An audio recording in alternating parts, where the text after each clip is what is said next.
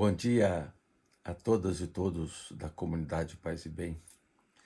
Estamos hoje aqui nesta terça-feira, 16 de setembro de 2025, para trabalhar mais um programa Paisagens, de número 112. Hoje daremos continuidade à reflexão que fazíamos na semana passada sobre Thomas Merton. Queremos trabalhar um pouquinho a dimensão da contemplação, os passos da contemplação em Thomas Merton. Queria, em primeiro lugar, sinalizar essa dimensão da intuição da arte na fonte da contemplação. Thomas Merton sempre teve na sua vida, a presença impactante, a presença cotidiana da arte. Isso já no ambiente da infância de Merton, a presença da arte na sua família, seus pais. Ao longo do seu caminho, esse tema da arte, da literatura, marcou muito Thomas Merton. Por exemplo, durante seus estudos no mestrado, o grande nome que marcou e influenciou Thomas Merton foi William Blake. Isso no mestrado e depois no doutorado continuou a refletir e meditar em torno da poesia de língua inglesa, trabalhando o autor Gerard Manley. Então, Merton, escritor, Merton, poeta, são lindos seus poemas que ele publicou também. E também alguém apaixonado por desenho e fotografia. As fotografias de Merton são espetaculares, singelas. Já me dediquei a isso também, a refletir sobre a presença da fotografia na vida de Thomas Merton. Na verdade, o verdadeiro poeta está sempre próximo do místico, por causa da intuição profética pela qual o poeta vê a realidade e que o místico vê a realidade com foco no mundo espiritual. O contemplativo vem dotado de admiração e sabedoria, animado por uma visão que penetra para além da superfície das coisas e dos acontecimentos, de modo a aprender algo do sentido interior sagrado do cosmos. Thomas Merton escreveu um livro muito bonito chamado Poesia e Contemplação. Num prefácio que eu escrevi ao livro organizado por um professor aqui do nosso programa de Ciência da Religião da Federal de Juiz de Fora, professor Dini Cabral, que organizou junto com a professora Maria Clara Bingemer o livro Finitude e Mistério. E eu fiz o prefácio. E ali eu dizia que o poeta e o místico lidam com o desconhecido. Não se contentam com o presente apresentado, mas para eles o presente é grávido de futuro que se abre ao encontro do que vem. É rica a gama de sensações ante o mistério do outro. Diria até de estupefação, de alegria. Conjugam-se simultaneamente as impressões, né, de assombro e de sedução. No primeiro momento, há uma tendência a recuar diante da realidade. Mas logo esta tendência vem temperada pela presença que convida, pela presença que traduz fascínio. A repulsa inicial vem sucedida pelo movimento contrário. Não conseguimos tirar os olhos da presença e nos inclinamos para o fundo do precipício. Há um leito comum que irmana poetas e místicos, que é a experiência amorosa, a experiência do enamoramento das pequenas, grandes coisas. E também, o que eu gosto sempre de dizer, atenção aos pequenos sinais do cotidiano. Mas tanto na experiência do amor, como na presença do mistério, o ser humano sente-se despojado de si, arrancado de sua substância. E, curiosamente, no mesmo movimento de êxtase que acompanha essa saída de si mesmo, o sujeito se dá conta que esse mistério que o fascina confunde-se com o próprio ser. Ou melhor, que esse mistério que o fascina habita também a profundidade do ser. Como lembrou um grande discípulo de Thomas Merton, que foi seu noviço na Trapa, Ernesto Cardenal, nicaragüense. Dizia Ernesto Cardenal, no seu livro Vida no Amor, que ele fez durante o tempo que viveu com Thomas Merton, enquanto noviço na Trapa, dizia Cardenal, no centro do nosso ser não somos nós, mas outro. Vale para o místico o que disse o poeta, o grande poeta Rimbaud, sobre a fome dos poetas. Dizia ele, só me alimento de ar, de rochas, de carvão e de ferro. Não há nada além do real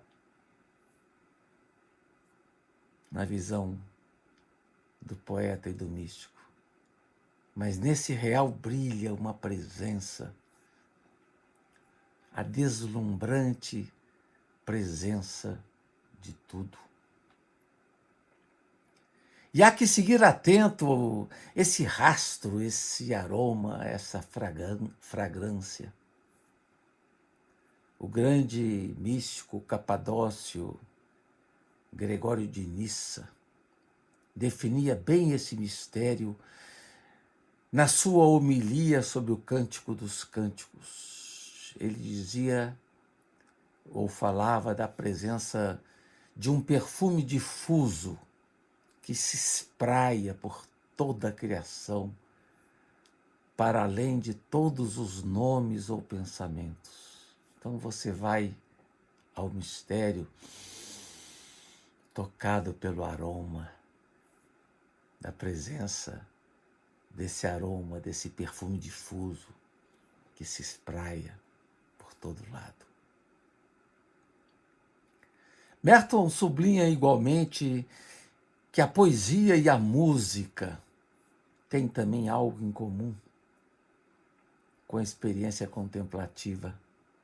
Diz Merton que o contemplativo não é apenas um homem que se senta debaixo de uma árvore de pernas cruzadas, mas o contemplativo é alguém que procura conhecer o sentido da vida, não apenas com a cabeça, mas com todo o seu ser, diz Merton no livro Poesia e Contemplação. E o teólogo também protestante Jürgen Moltmann, ele fala desta mística que envolve todo o corpo, né?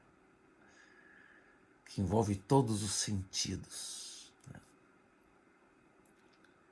A contemplação, diz Thomas Merton,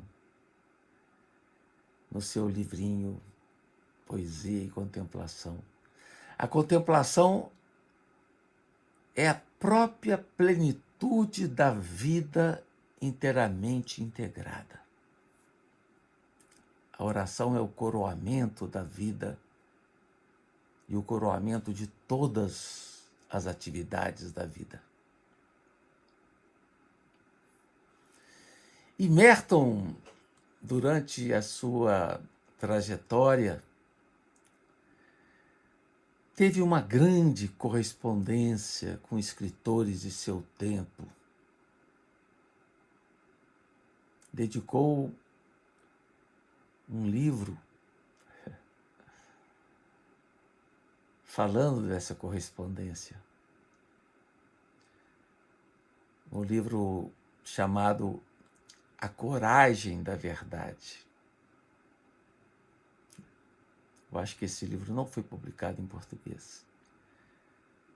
Nesse livro ele dialoga com escritores como Jacques Maritain, Boris Pasternak, Julian Green, Henry Miller, Erich Fromm, Ernesto Cardenal e Czesław Miłosz, polonês.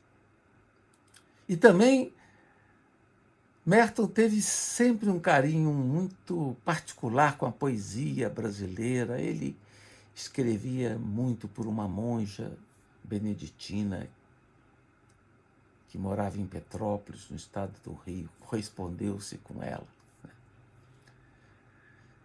E pôde manifestar esse carinho com a poesia brasileira, né? Tinha um fascínio por Fernando Pessoa, sobretudo o livro Guardador de Rebanhos. Inclusive, Thomas Merton recomendou o livro Guardador de Rebanhos para o monge Zen Suzuki. Recomenda o Fernando Pessoa para ele. E a íntima relação que se forjou, né, que se criou, né, entre Merton e Ernesto Cardenal. Uma relação bonita de amizade. Merton chegou, inclusive, a pensar em criar um mosteiro diferente com Ernesto Cardenal, um mosteiro fundado na experiência da realidade, né? Chegou a pensar, né? Chegou até a escrever para o Papa a respeito. Era tanto o amor de Merton pela literatura que ele inseriu o estudo da literatura e, particularmente, o estudo da poesia no currículo dos seus noviços, em sua experiência da Trapa, em seu trabalho na Trapa, né? Depois, o lugar da natureza para Thomas Merton. A contemplação, para ele, estava profundamente ligada à natureza. A contemplação que envolve atenção e escuta, e que invoca todos os sentidos, o ver, o ouvir, o sentir.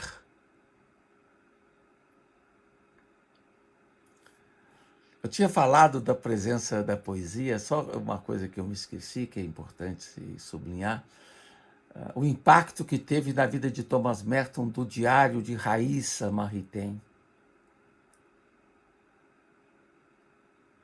Ele cita uma frase no seu livro Coragem de Ser: cada frase escancara o nosso coração para Deus. Mas voltando à questão da natureza, a relação linda de Merton com as montanhas. Diz ele, num de seus livros, sempre houve uma montanha por perto. A presença constante e intensa da natureza nas anotações e diários de Thomas Merton, numa sintonia fina com a tradição budista de atenção plena, né? De perder-se no objeto. Esse contato mais direto, não apressado, esse contato cuidadoso, né, com a natureza, permitiu a Merton um aprofundamento da sua experiência contemplativa, um sereno transbordamento, uma espécie de experiência constante da presença de Deus. Ele, que acordava sempre muito cedo, ele percebia ali no amanhecer a presença de um ponto de luz, um ponto virgem na natureza, que ele traduzia como a presença de Deus em nós, no ritmo da natureza. E também no seu trabalho de meditação interior, que ele chamou de trabalho de cela, se dava esta relação profunda com a natureza. Ele dizia que o trabalho de cela envolve a atenção para com todos os sons da floresta, para que nenhum desses sons que envolvem a voz do mistério, para que nenhum desses sons se perca. Ele diz, numa anotação do seu diário, em 8 de junho de 1965, quando vivia a experiência de eremita, dizia ele, aqui cito: quando vemos quão pouco nós ouvimos e quão obstinados e grosseiros são os nossos corações, percebemos como o trabalho é importante e como estamos mal preparados para fazê-lo. Esse trabalho de ouvir o canto das coisas. E ele reflete sobre a presença da natureza em 2 textos muito bonitos que foram trabalhados e desenvolvidos pelo meu aluno, hoje colega, né, Sibélio Cefas, no seu livro sobre Thomas Merton, que foi sua tese doutoral aqui em Juiz de Fora e que eu pude orientar com muito carinho. São os textos Dia de um Estranho e A Chuva e o Rinoceronte. 2 textos que ele fez ali, no momento em que vivia a vida de eremita. E o seu noviço, Ernesto Cardenal, relata esse traço de Thomas Merton, né, que ele definiu como sendo uma metodologia zen, simplesmente viver, olhar as estrelas. A contemplação é estar atento, simplesmente viver. Merton relata em seu diário o imperativo de ouvir o silêncio da noite,